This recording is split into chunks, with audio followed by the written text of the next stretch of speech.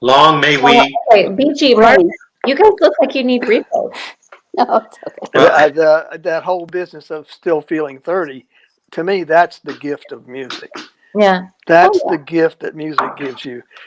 No matter how hard it is, if you have to drag yourself to the bandstand, and you have to sit instead of standing, when it's time, you can still do it's it. just magic. Absolutely, it's magic. We were the last time we were in New York, or one of the last times, because we hadn't been there since March. After the gig we went to a hotel, kind of ballroom place, and had dessert and listened to George Cable's. Okay, yeah. Oh, George Cable's, yeah. He has had. That was a while ago. Well, anyway, he was Dexter's piano player. He was Dexter's piano player. He is playing with his trio. And Victor Lewis on drums? Is that his name? What? I don't know, but he was Victor Lewis. Victor Lewis, the drummer. Maybe. Yeah, it was Victor Lewis. That's who you're talking about. He kept yelling stuff. He was charming. He's very elderly. He's had a kidney transplant and a liver transplant and several other things. And he sounded like he was 20 years old on the piano. Did you ever work with him? He is an extraordinary musician. Marvin? I never did. No, I didn't. I think I did some overdub on some recordings that for CTI that he played on. And when we did that, usually Cree Taylor would always record the rhythm section first with the soloist, and then they would put the brass section on, and then the woodwinds, and then the strings and things like that. Yeah. So, but we were never in the same room. I don't think we've ever played together. But he's an extraordinary player. He's a kind man. He's a good man. Marvin's too modest to say, but that he played on some of all those CTI records, which you played almost all of them. Are just, what a legacy those things are. I still listen to them all the time now. Yeah, Don Sebesky and Bob James and Jay Chataway. Yeah, a lot of great stuff. I was just fortunate, as you were and where you were. I was just fortunate to be in the right place at the right time. There's no doubt that you have to develop your talent, but without the good fortune to be somewhere where you're recognized for what you can do. Yeah. Right? Isn't that true of everyone that we know that's involved in music? No one makes it without that moment and without other people being willing to help them come along. Yeah, absolutely. Yeah. Come along on the journey.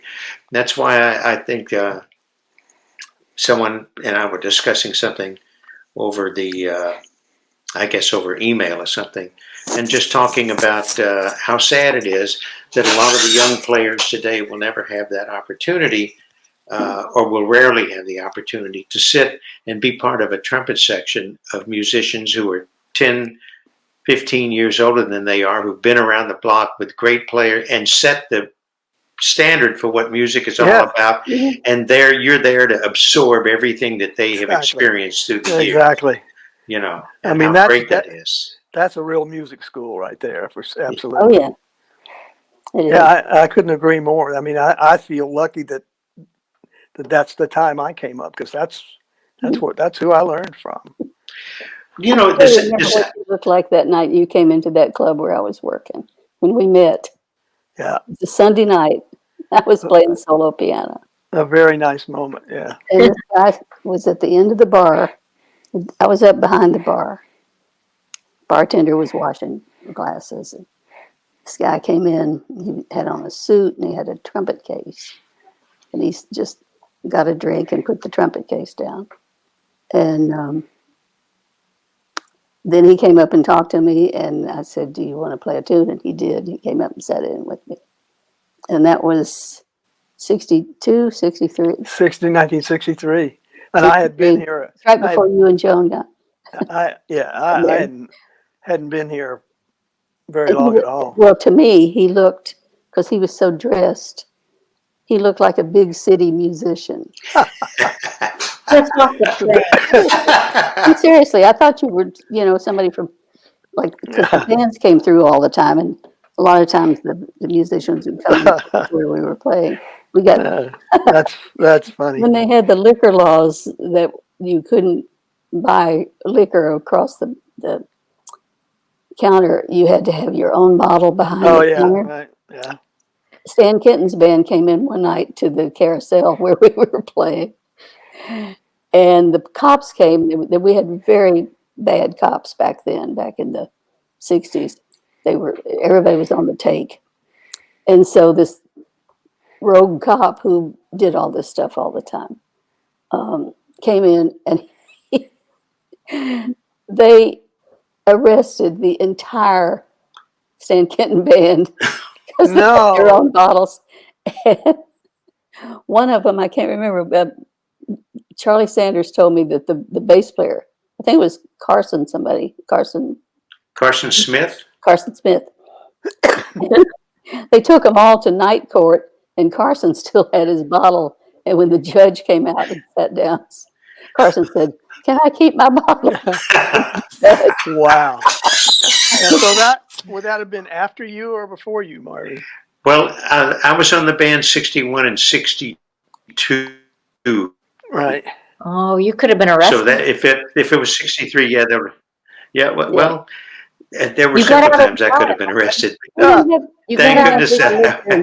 1967. I mean, it was just so crazy. Oh, so what they would do is they would have people put their name on their bottle behind the counter, and they called it a private club at that point. Right. So you could go in. There was a lot That was of the same thing with the sharecropper. Right. In Memphis. You could buy setups, and you had to put your bottle behind the counter with your name on it. Right. That was that was an interesting time for sure. We were talking about Bill Justice's band. They played the Central High Prom. I can't remember whether it must have been my senior year. And I think it was Johnny Davis when they were playing Poured Me a Drink. Right. Somebody saw it. And they came over, and I got thrown out of the prom. Oh no! Wow. And fortunately, they didn't let the band go. But I felt really bad because I felt like I had maybe gotten him in trouble. That sounds like something he would do, though. And what a player he was! My gosh. Yeah. He had such a beautiful time feel. Yeah. Speaking of this guy who was like one of the probably two first call lead trumpet players in Memphis, right. Richard being the other one. Right. Johnny's daughter, Johnny worked for a trucking company. Yeah. And then he played all the gigs in town. Played every gig, yeah. And he had, I think, 5 kids, something like that. One of his daughters married a fellow by the name of Fred Smith. Right. FedEx. Yeah. Fred Smith was the guy who started FedEx. Right. And so Johnny used to ride the FedEx planes up to the New York brass conference, Charlie Colin's thing. How funny. Cool. Yeah. What a good man. Good man. I remember playing a gig with him with Justice's band one time, and he just had the most amazing chops and the most amazing endurance. He never seemed to get tired. Which irked me because I was almost always tired. But I remember we were playing it was like a bassy tune that Bill had done a copy of. Whatever that one is, and it had a real nice out chorus. Yeah. That was up around the top of the staff. And we played the tune, and we played solos, and then we were coming to the out chorus. And he said, "Look over here, will you play my part?" And I thought, dadgummit, he's finally tired. And so I did. And when then I realized that he wanted me to play it because he was going to play the whole thing and the repeat up an octave, which took him up to like a high B at the end of it. Good grief. So, lesson learned about that. Oh, that's funny.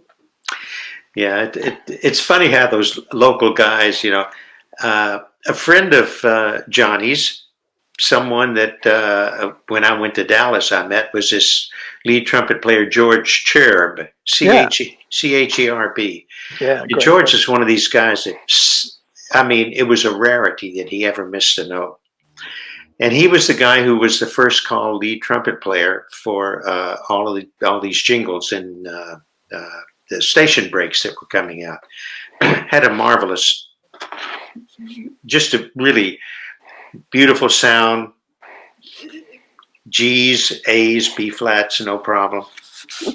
So the company one time decided that they were going to bring in Conrad Gazzo to play lead on this particular set of things. Wow. And they brought in Gazzo and a trombonist named Vern Friley, who was very good. Gazzo gets off the plane. They pick him up. He's completely drunk.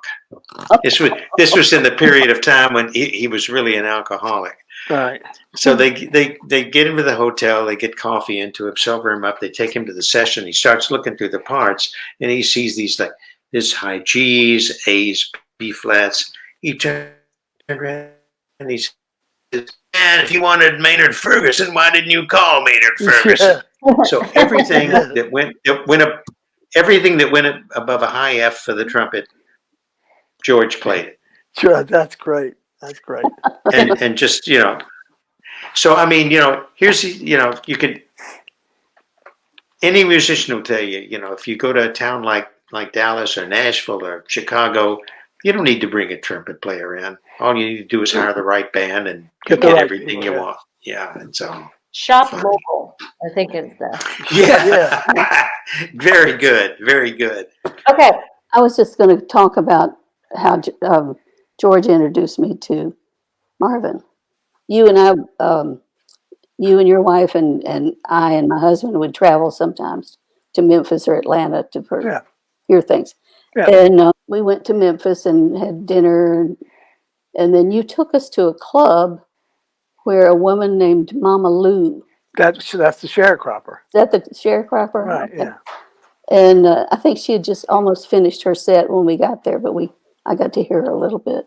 But I was so entranced by everything. And then you introduced us to Marvin that night too. You were playing later, or you had been somewhere and played and came in and whatever. But I remember that so clearly that that was the night I was remembering earlier, Marvin, when you played a whole set in Harmon. You wouldn't remember, but it was just the music was just so beautiful. It's so funny. I can remember clearly one of the tunes you played was "All of You," and you did with some kind of Miles playing. It's a silly thing to remember, but it was so beautiful that I remember it 60 years later. Yeah. Well, he still influences my playing, I think. Yeah. I think he influences everybody. Yeah. There's been so many really good memories about things. I had an interesting thing that happened. I'll show you something. Somehow or another, I was talking to, I got to emailing with a guy named Mark Myers, who does Jazz Wax every night. Yeah. He writes a column and so on. And Bernie Glow's name came up. He asked me, he wrote me to ask me about, he was doing a column for Wall Street Journal he does every weekend. And then every weeknight he puts up a thing on his own, from his own website called Jazz Wax, which features certain things that he's discovered. So he says, I was just talking to Burt Bacharach, and he says he thinks, I was asking about who the trumpet players were on, I guess it's Promises, maybe. No, I think it was the da da da da da da da. Oh yeah, say a little prayer for you. Yeah, say a little prayer for me, whatever. And it was done in 1963, and he thought it was you and Bernie Glow. And so I wrote him back and I said, no, it couldn't have been me because I didn't go to New York till 1966. And so it probably was Marky Markowitz or Mel Davis, someone, like that. I said, I know that Bert used a lot of them and so on. So anyway, this precipitated his wanting to do a column on Bernie Glow. Excellent.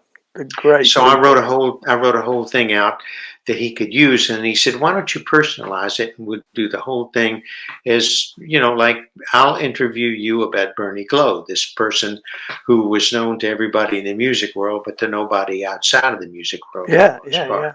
So this set up a whole thing that started different people on Facebook, including Bernie's daughter, Heidi, right? Who we've known for many years, so on and so forth. So you've been part of that. Okay. So the other day I found this.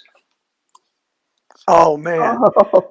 Oh, that is beautiful. This was taken at a tribute, the New York Brass Conference tribute to Bernie Glow.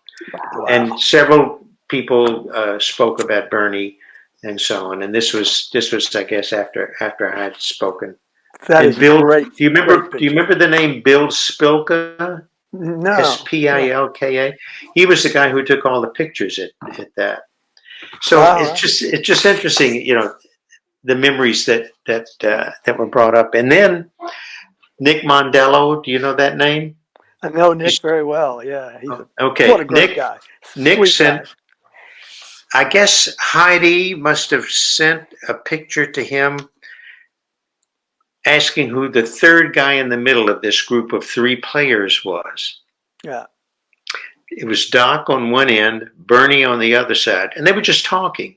And then a young fellow in the middle. Right. It turned out it was Billy BYERS. Oh, no kidding! Wow. Yeah, and then that elicited a whole other conversation about Billy BYERS and so on. It's funny how all of a sudden all these connections and then here we are talking about music together and all those people were so connected. That's great. Great. And what a beautiful picture of Doc.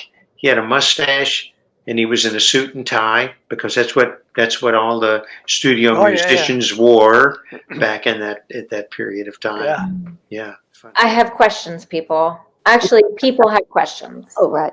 I simply share them. You're a conduit. Okay. Are you ready? Mm-hmm. Conduit condoli. Sorry, not good. Not good. Okay. All right. Actually, the first question it's mine. Thought about it while you guys were talking earlier, and I kind of wish I had thought about this with other people too. But I'm interested in knowing who you think are the young musicians people should be watching. Wow. I have to tell you, it's been since I left the studios, which was in 1990. I have not taken a great part of what's going on around New York City. I live about 50 miles away from New York. I'm out in the country, so unless I'm on the road with various people, I don't get out to a lot of the clubs to drive in 50 miles and hear the music and drive back out again.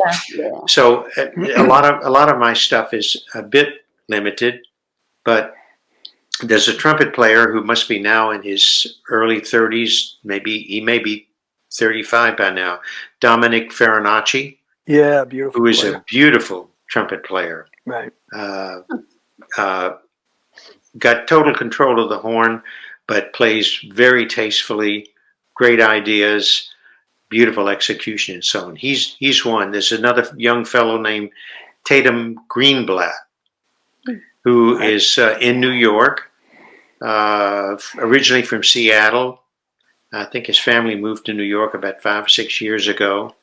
I did a tour with him. He's a very creative musician, very good young player. Yeah. And was a fellow that I met at the Brubeck Institute when I was teaching there one year. And I'm trying to think of I just saw a photograph of him the other day, and it brought back the memory of his being there. I can't think of his name right now. It was a name that evidently was a combination of the mother's maiden name, Lefkowitz Brown. That's his last name. I can't remember his first name right now, but his last name is Lefkowitz Brown. Wow. Marvelous tenor player. Marvelous tenor player. And someone in their mid-40s, this bassist that's playing with the quartet that we recorded the last album with live at Maureen's Jazz Cellar, Mike McGurk. Yeah. Whoa, he is a virtuoso bassist. Wow. As a soloist, but he knows how to get down and he can walk a bass line that'll walk you right out the door. Yeah, I love it. I've listened. One of my. I guess maybe he's much younger. He's actually teaching, I think, at North Texas now. Can I just say that age isn't really a thing? Okay. Contemporary. Right. You know, a trumpet player named Philip Dizak. Do you know? Have you run across Philip? No, I haven't met him. I tried to look up his name, and great player, and he was living in New York, and I think doing well, like a very individualistic player and a good writer. Mm-hmm. I think he took the one of the open gigs at North Texas. Okay. And I love Ingrid Jensen. Oh, I do too. I've known her for a long time. Sure. And there's a young another. I think she may be from Chile, a tenor player. What is her name? She plays with Ingrid some, I think, and she's actually much younger. A great player, and I love Randy Brecker's wife's playing, Ada Ravati too. Ada, yeah. And Randy is still my favorite jazz trumpet player. Well, the two of you all are my all-time favorites. Absolutely. Yeah, and you're both for the same reason. I mean, you're going at it like you're, 32 or whatever. Yeah. Just still sounding great. Still. We could always use Aunt Shuggy's formula. I always bring this up. I had this wonderful aunt. She didn't have any kids, so she thought I was her kid. She was my mother's sister. Gorgeous woman. She was a tennis coach. She was all these things in the 30s. She's a glamour gal. She was a glamour gal. She married a World War II veteran, and she had red hair. She looked like Ava Gardner. Oh, that's good. And she was the beauty of the family. But she told me one time, I was camping out with my husband, and she said, my idea of camping out is go to the Ritz-Carlton and order room service. Anyway, she always said when she hit 39, she was not going to go any further. So when you ask her when she was 83 how old she would say she was 39.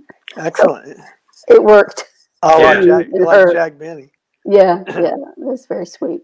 I mean, I think the other thing is it's almost impossible to keep up with the rising great young players. It just seems to be so many of them. Isn't that a great problem to have? Is that there are so many great young players? It makes you should make you feel find comfort in the future of the music. I wanted to bring up something about that for Marvin, because we haven't seen you in a while. Vanderbilt University has a Blair School of Music, and they've just added a degree in jazz music after all these years. And they have a band director, Ryan Meadow, who has won 2 consecutive Downbeat prizes for the best college jazz band in the country. Yeah, it's great. And then last month he won the Chancellor's Cup for Vanderbilt, which is a very big deal. And they have a new dean now, and the dean we had before really encouraged the jazz scene, and this new one is going to do the same thing. And Ryan is getting all this approbation, and he's writing, and he's teaching, and he's doing solid. Yeah. And so I'm thinking one of these days after the pandemic is over, he likes to bring in people to solo with his band. And I think he would be a great idea. Well, Marvin would be wonderful for that. So it'd be fun if both of us did it. I'll stand in the back of the hall and listen to you, my friend. How about if all three of you participated? And sure. Why not? Why not? Actually, my husband was the original jazz band director before he passed away, and he did a lot of writing and stuff. And I bequeathed all of his writing to Ryan so he can use them. And what is Ryan's last name? Middah, Middagh. Yeah, he's a young. He's very young. He's probably 32 or 30. 30. Yeah, just a great guy. But it's a wonderful band. I mean, he's a really good writer, a really good saxophone player, really good baritone player, and a great administrator without being a dullard about it. You know, he keeps everything moving. It's quite a program.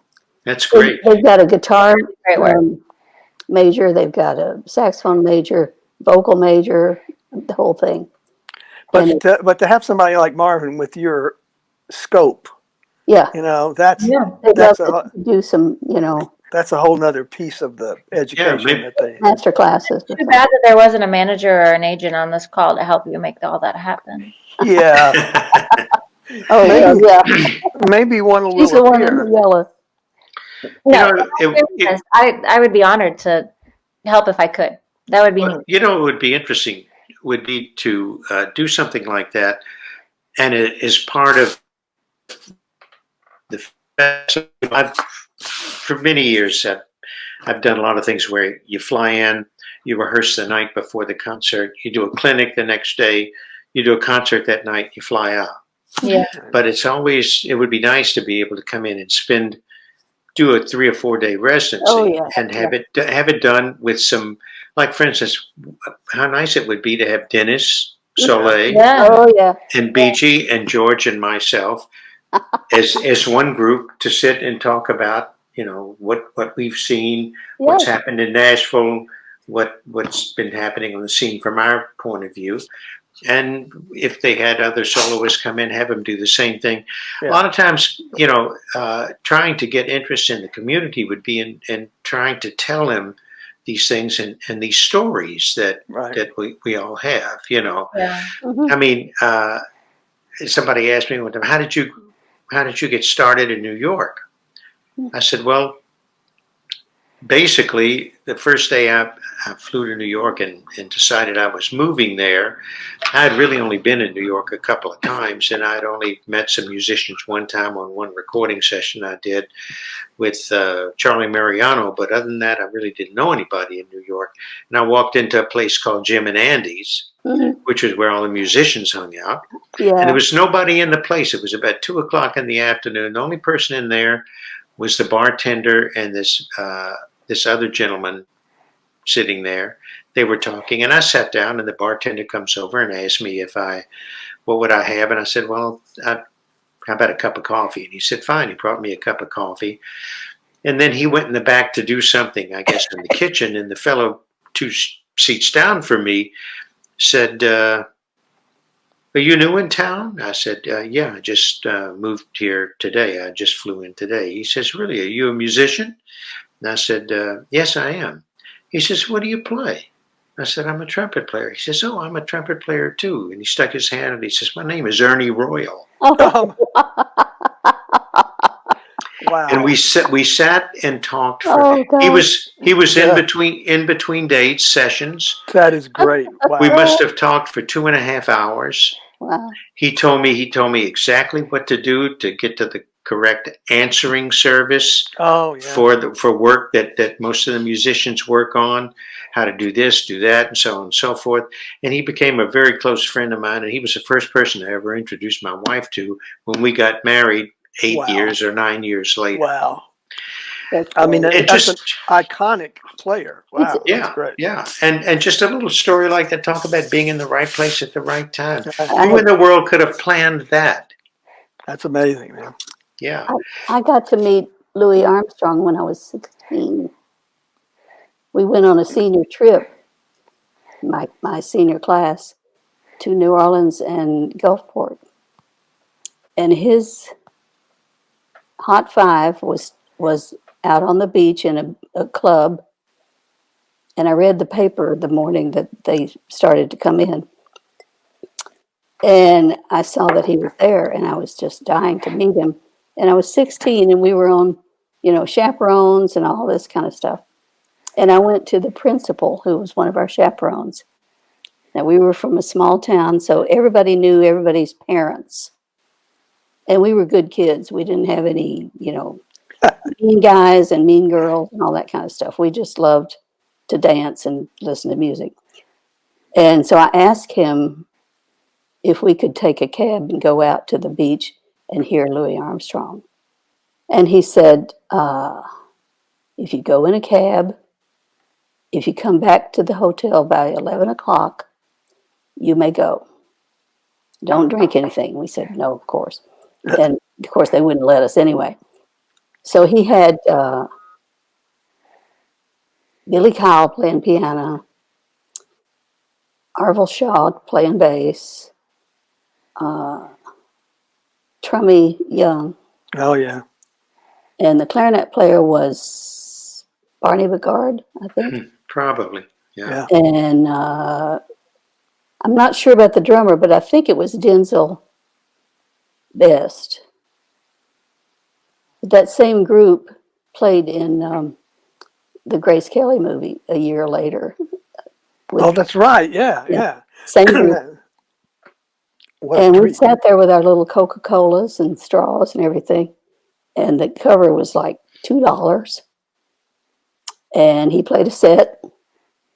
We had a little souvenir book. And I went to the ladies' room at the break. And I came back through the hallway. And there was an open door, and they were talking. The band was in there just drinking coffee and doing stuff. And I stuck my head in the door. I was fearless when I was 16. And Louis said, "Hi, honey, what can we do for you?" And I said, "I just love your music. I just wanted to tell you." And he said, "Wait a minute, you got a book here." I said, "Come on in." So we did. And he said, "Boys, put down your coffee cups. This little girl needs an autograph." And he passed the whole thing around. That's great. That's a great memory, though. He said, "What are you doing here?" And I said, "I'm graduating from high school, and I'm going to go study music in college." And so everybody spoke to me and everything. And he said, "Do you have a favorite song?" And at that time I did. It was Once in a While. And I said, "It's Once in a While." And he said, "Well, we'll play it for you." Oh, how sweet. So I went back to my table, and I was like, I was about to faint, That's It was great. so much better than like seeing Frankie Valli or somebody. It was like big deal. And everybody at my table said, "What'd he say? What'd he say?" And I said, "He said he's going to play a tune for me." So they came back, got on stage, played a first tune, which was not that. And everybody said, "Oh, see, he's not going to, he's dead, And then he walked to the microphone and he said, "There's a little girl here from Kentucky, and she loves Once in a While, so we're going to play that for her." Oh, that's And great. he did. And then 30 some years later, I got to see him and talk with him on the Johnny Cash show when we were playing that. And I said, "You won't remember me, and you shouldn't, but I remember you." Oh, yeah. And that was about a year before he died. He was so That's sweet. that's so sweet. That just, I don't know. That, and I got to see the Kenton Band that same year on a tour in my college town. So I was like, was overloaded with fandom, but they were pivotal to me. What year was the Kenton band? Maybe Marvin was on it. Could have been. It was 16. It was 54. Oh, too early. I'm old. And I'm just about the same age. It was a tour, a bus tour. So they had, this was weird. They had Art Tatum. Oh my God. They had Lefty Young. These were soloists with the band. They had Candido. Aw. Yeah, I was able to see Candido about 3 years ago in the New York airport. And I told him about that. He said he remembered that whole tour like that. And he had 4 freshmen. Wow. I was awash with stuff that I've always wanted to hear. It's great. Okay, I have one more question. You don't remember, you don't lose those things when you're a kid. No, really, that's a part of the fabric of who you are. Yeah. The Kenton band that Marvin played in, I got to hear them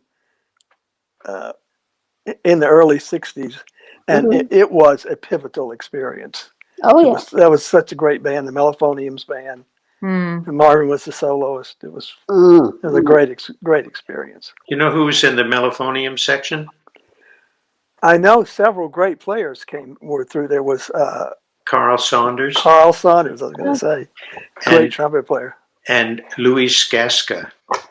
No kidding, from the San Francisco player. Yeah. Oh, he's such a great player. Yeah. And Marvin, I also often see stories from some of those guys at the time saying that the only person they ever heard that they liked to hear soloing on the Mellophonium was you. that apparently you at some point picked it up and said, "Let's see what I can do on this." Oh no! They're lying. I never picked up that. I promise you, I've seen that several times. Okay. It doesn't surprise me that somebody would say that, but there are a lot of people whose memories are failing them. They're really bad. Oh, that's good. Okay, so I have another question. This one actually it wasn't answered, but we've kind of brushed on it a little bit. Somebody asked, have the 3 of you ever recorded together? No. Beegie and I, of course, have recorded together many times. Yeah, if we did, it was done live, like for instance the video where and that night that they videoed There Is No Greater Love, we did it the whole night was with Dennis and George, right, and Laurie and Jim White and Roger. And we actually did 2 nights, which was so great, different music both nights. And I didn't realize that they had recorded the concert that Beegie played on Sunday of that weekend. Well, it's a video. It's not a great audio. It's good enough for what we're doing here. Yeah. Now, Marvin and I did record some years ago. I contracted a television show in New York, and Marvin was my New York contractor. And he assembled a band of like stars. I mean, absolutely fantastic New York band. And the show was Loretta Lynn Comes to New York. Oh, I knew that. Do you even remember that, Marvin? No. We did trying very hard to lucky, I guess. No, were we drinking that night? We might have been. Ron Keller came up, and the 3 of us played trumpets, and you had Jim, the great trombone player that's a pal of yours. Jim Pugh, and Charlie Small, and Wayne Andre, and a great saxophone section. And Sue Evans playing percussion. Percussion, yeah.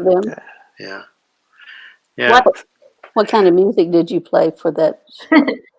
For the show? It was Loretta.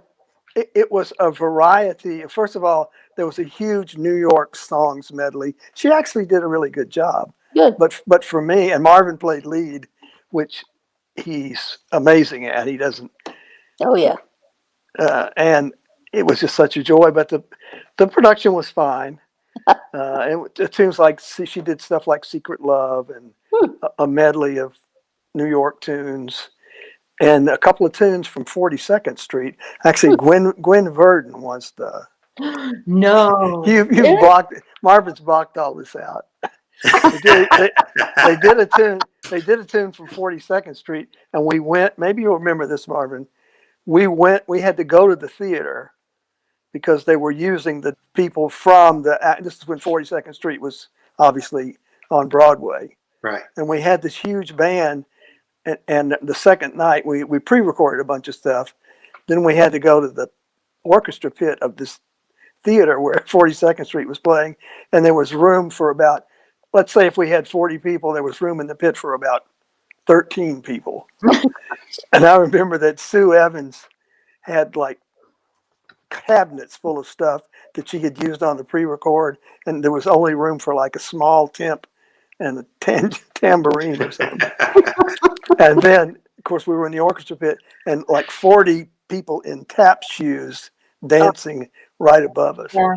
I see why you've forgotten that. I still have the headache. But I mean, but for me, the treat was the great band that he put together, and a great string section too. That's been a while though. Yeah. It was a while, yeah. But anyway, that we definitely recorded together. Well, maybe we should listen. We're talking about post-COVID and doing things. We have to think about recording things. Okay. That would be fun, big fun. All right. Somebody wrote in and asked if George or Marvin had ever worked with Stan Kessler, who just passed away this past week. I think he was a Memphis guy. No, I think I did, but a long time ago. I haven't. I know. Yeah. Okay. Yeah. Boy, I would have to be reminded of the place and time, but yeah, that name rings that very familiar bell. Is he a guitar player? I think so. Yeah. Yeah, that is familiar. Yeah. I wasn't familiar with him, but I did a little research and yeah. Right. Yeah. So okay. All right. Next question. From Marvin.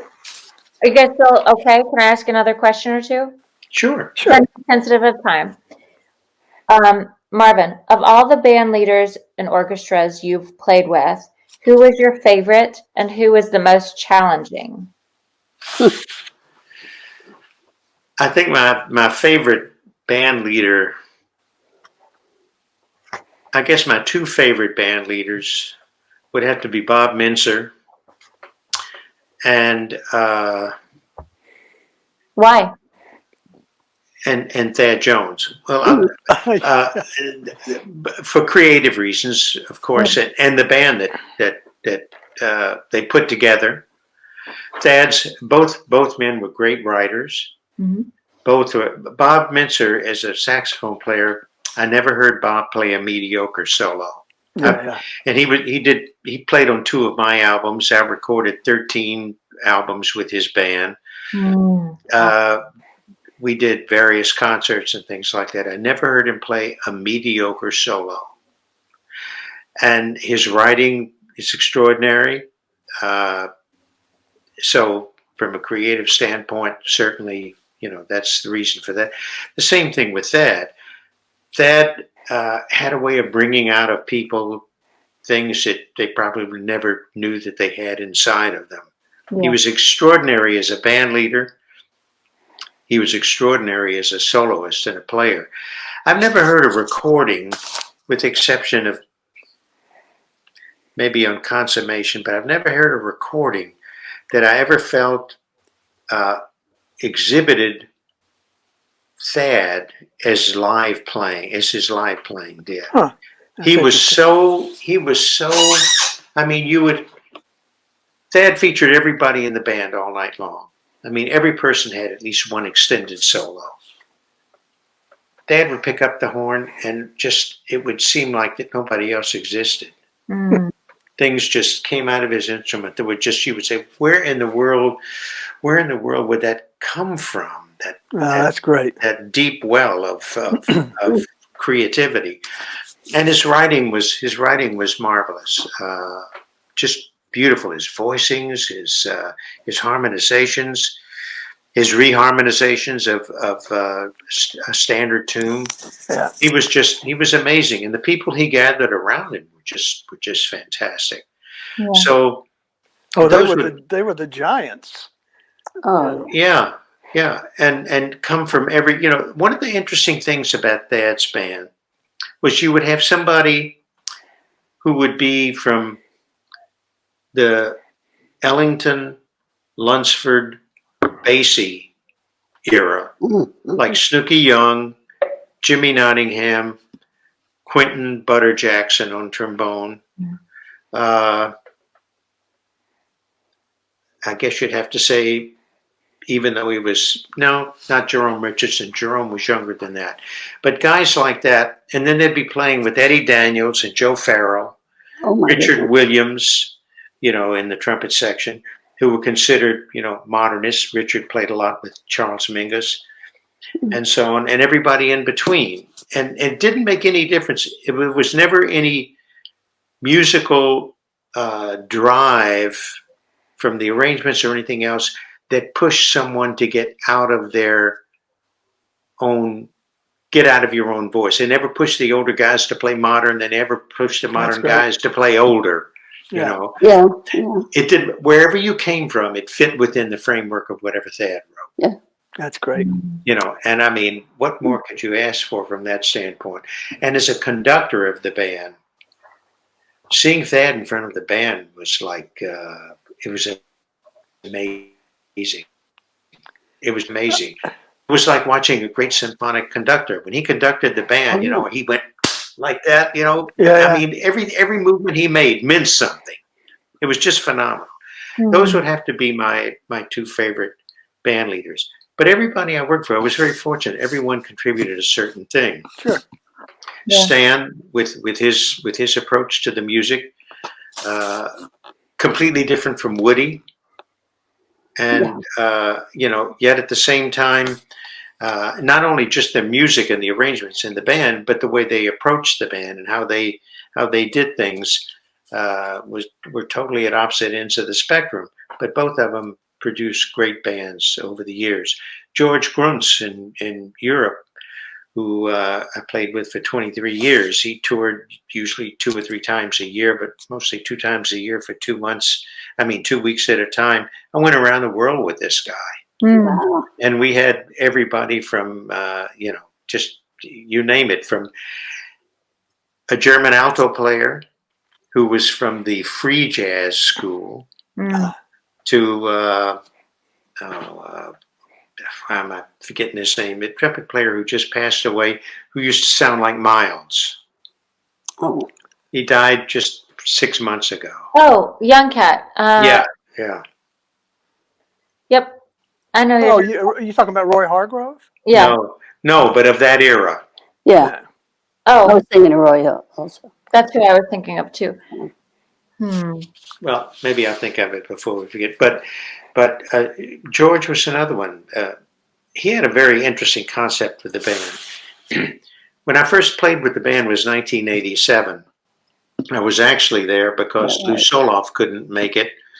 Lou was out doing something, and so he suggested to George he call me. And George's concept was the band when everybody was a soloist, but you had a lead trumpet player. But the lead trumpet player had to be a soloist too. And his idea was like he thought the Ellington band was that it didn't make any difference that none of these people cared about playing in a section or being part of a team, but the lead trumpet player would, over the period of the tour, bring them all together. Yeah. Interesting. Wow. And sometimes it would happen.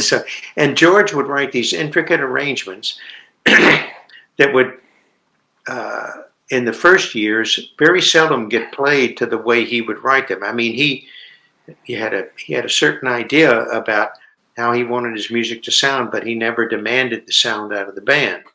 Right.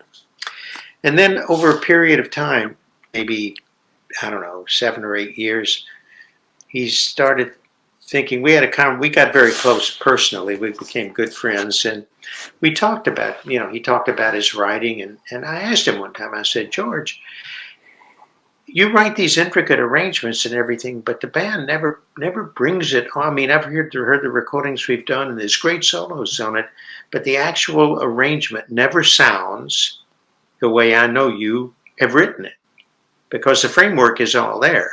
But people aren't paying attention to what does the trombone section sound like, how does it fit in with the trumpet section or the saxophone section, and so on and so forth.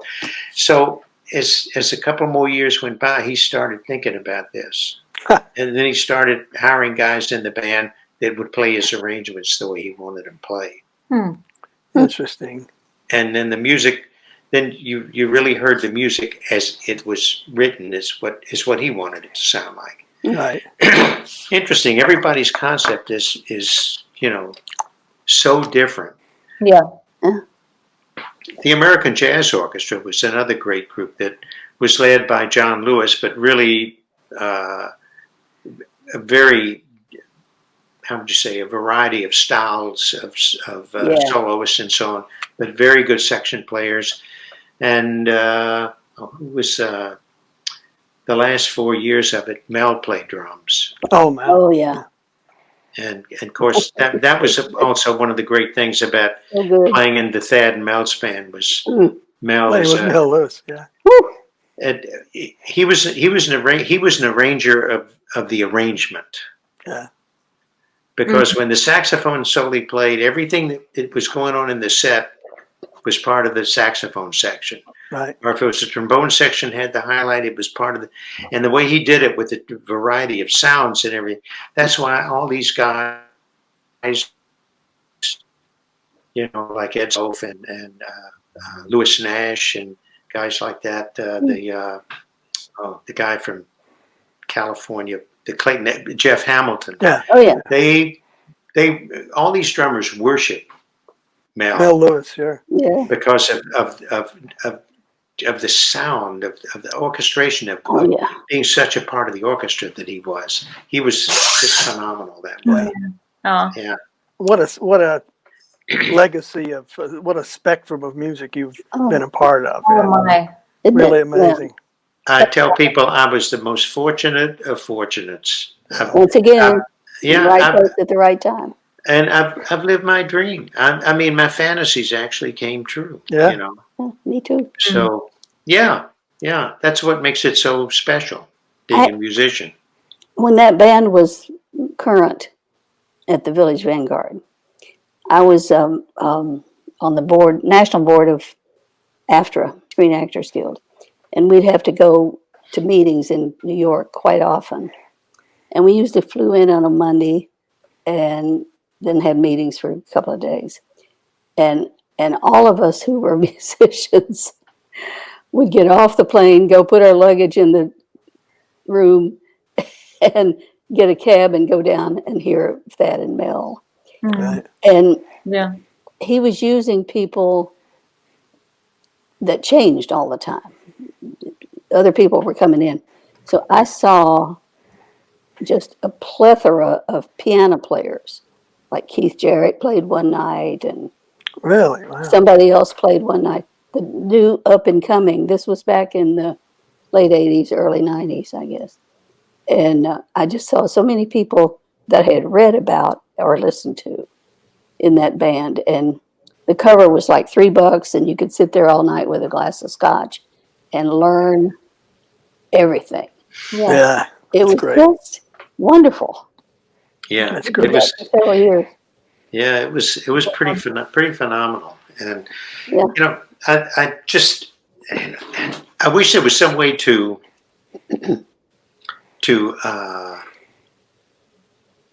how would you say explain, illustrate, exhibit to so many of the young people what it was like in that period of time among the musicians.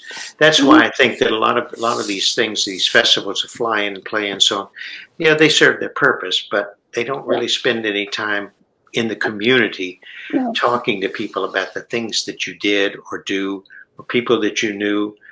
I mean, one of the things that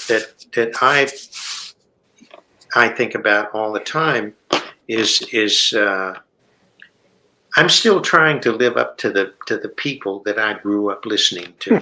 Yeah. Me too. I think we all do that. Yeah, and people in any other business don't understand that. No. You almost have to be a musician or maybe a painter or sculptor, dancer, A dancer, yeah. something like that. A singer to be able to do that.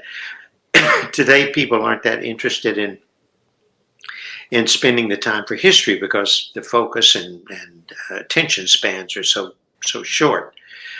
And if you could only make people understand the depth of the music they're listening to, Right. where it came from and everything, maybe it would be something that would draw more people in. Mm-hmm. And I think being able to go out and speak in the community about these things is something that's interesting. Yeah. I live in a town of about 6,000 people, and we have a library here, a small library, but they put on things all the time. And they asked me to come a couple of years ago and talk and play about, some of the things that I've experienced. And it was interesting because I have lived here for 42 years. So I've been here about 39 years before they asked me to come talk at the library. But you were on the list. So. I was on the list. Oh, yeah. And if there had only been if there had only been 38 years, I never would have made the list at all. But it's interesting. People came who have seen me for years jogging on the roads, who never knew me as a musician or what I did or anything like that. And they came out of curiosity, I'm sure. And the library only holds maybe 7,500 people. But it's interesting because they really seem to be, when you talk about music, they really seem to be taken with it. Yeah. Maybe it's the mystery of it, whatever it might be. But I just think about all the people you can reach if you can just talk to them about the things that you feel passionate about. Yeah, that's it. Because that's the way we connect, isn't it? Through our music and through our personal feelings about things, And the history of it is where all the soul of it is, Yeah. Well, Yeah.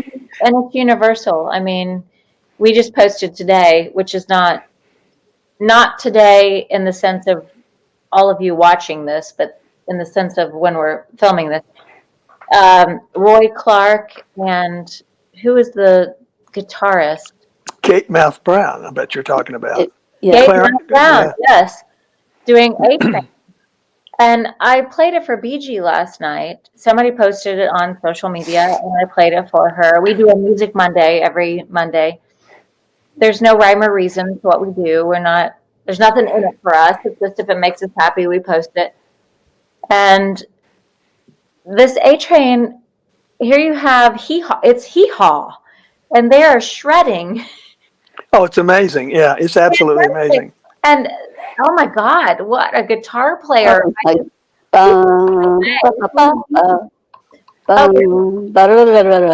Yeah, it was insane. And they did chorus after chorus. It was great. Can you send that to me? Yeah, absolutely. I'd be happy to. I'd love to see that. But it was, the post was, music's universal. And at the end of the day, if we can't agree on anything else, we can come together with music. We can, warm our hearts, relax, smile, let it go. And, but that's like the perfect thing. Who would have thought hee-haw, playing stray horns, A-Train, would blow our minds? Yeah. You know what I mean? Make us so happy. And polar opposite human beings trading, at the same time. I don't know their personal histories. I'm not speculating anything. But it was great. They clearly came from different walks of life at that time, and they came together and they made remarkable music. Yeah. And if that's the only thing they had in common, it was worth coming together to do. And I just thought it was fantastic. So I'll drink to that. Just No two ways about it. Yeah. This is what Mike told me. He was Dizzy's piano player for 15 years, and he learned a lot of philosophy and stuff from him. Mike Longo? Mike Longo. And Dizzy did a lot of those State Department tours overseas when they were still doing those things. And Dizzy said one time, the music of inclusion is jazz because it's played by all different people, all colors, all everything. Yeah. And he said, if the world could have knowledge of jazz players from history on to here, then we wouldn't have any problems with trying to assimilate with other people that come to our shores. What a lovely thought. He said jazz was the music of inclusion. That's a great sentence to carry with you. Yeah. Yeah. Beautiful. Says it all. Yeah. It really does. And it does. I mean, it's like, if you can play music with somebody, you can sit down and talk to them, maybe it's a gospel tune. Yeah. Or something, or who cares what it is? As long as you're playing music together, then you're on the same wavelength. Yeah. A great thing I saw just recently on some show. I don't remember what it was now, but they were playing the clip from, was it the Emmanuel Church in South Carolina? Yeah. When Barack Obama was standing there, and he must have stood there for at least almost 30 seconds. Yeah. Oh, yeah. Deciding, yes. Yeah. He did. And that was the Amazing grace. Well, it's like, and then all of a sudden you feel yourself welling up. Yeah. Yeah. Just, fantastic stuff. Thank you so much, you guys, for doing this tonight and sharing all your stories, your anecdotes, and wonderful. Yes, we're doing. Thanks for the invitation. Are you kidding? Yeah. We're doing this because answering the invitation. Yes. Thank you. It's a great treat for me. Wow. And we have our local Ed McMahon here on all these things. Oh, Lord. You're all right. He comes in and kind of, is the buffer zone. He drives the bus. We love He knows that. everybody, so we always bring him in. Well, I'm honored to be here with Marvin. It's great. Well, we love it. And I feel the same with all of you. It was a lovely evening, and I thank you for inviting me to be here. Doing my this. pleasure. Everybody stay safe, please. Yes. We are recording live venues, so please just make sure if you have a favorite venue in your local area, reach out to their website, find out how they need you. They're the first to close, the last to open. They really need your support. If you want us to play in them, or you want to go back and see your favorite movies or theater, whatever it is, you have to support them. It really is on you. It's on all of us to do that. Absolutely. If you have masks, please send us photos of you in your masks. We're doing masks. I'll do it. So please do that and make sure. Marvin, Look at that. hold on. Here we go. Beegie, I did not supply you with the mask, so I'm going to wear my mask. Here, your mask. I didn't bring mine in the dining room here. That's okay. All right, wear those when you're out and be careful, everybody. Absolutely. So love you guys. And we're going to go out with a Jazz on the Move track. We've got Marvin and BG and Roger and Jim. Strike up the band. Thank you all so much. We appreciate you all so much. Thank you. We love you. Thank you guys.